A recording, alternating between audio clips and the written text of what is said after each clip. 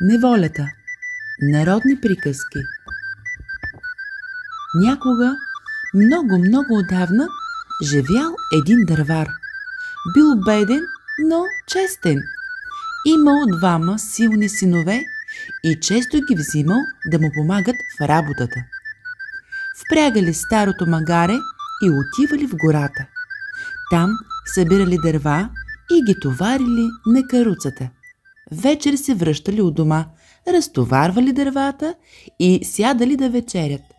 Така живеели задружно и щастливо, ден след ден, докато една сутрин бащата решил да изпита волята на синовете си. Синове мои, време е сами да се справите с работата.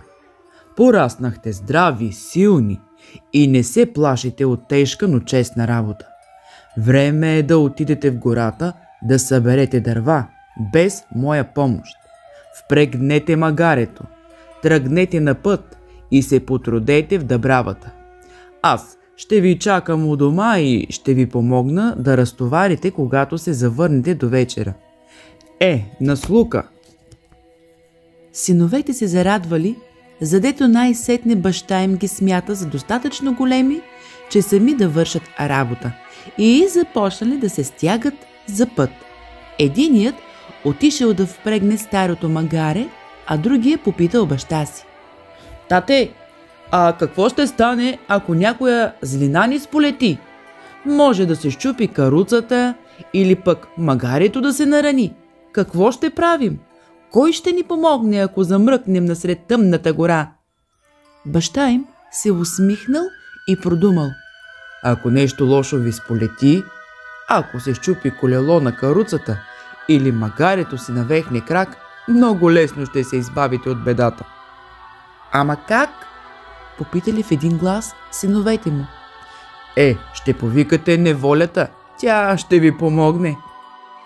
Благодарим ти за съвета, тате, казали двамата синове, качили се на каруцата и подкарали към гората.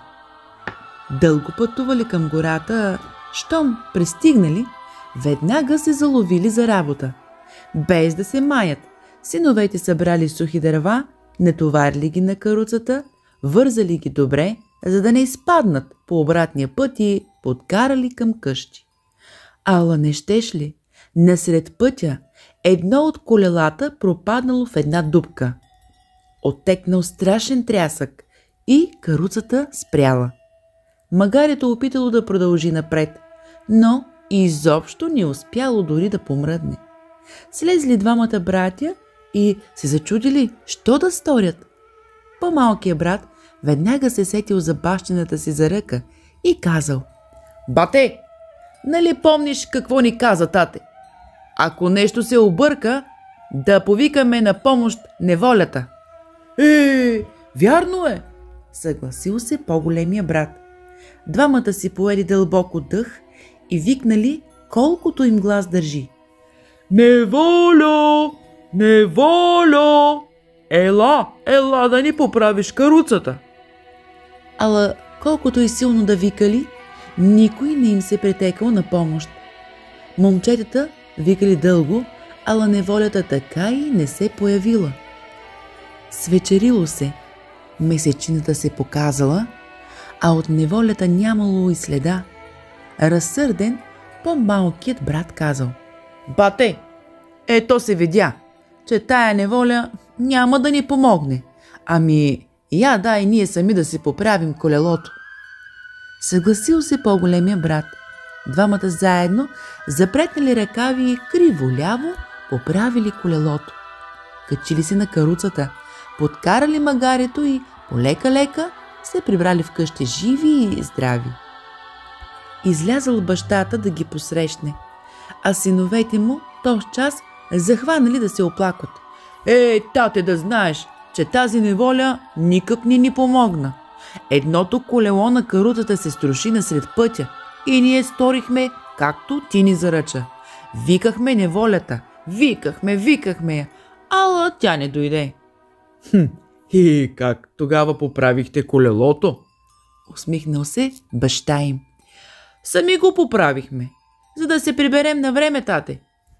Момчета, вие сте търсили неволята из пущинаците, а тя е била при вас. Самата неволя ви е помогнала да си поправите каруцата. Поразмислете малко и ще разберете, че и аз съм прав.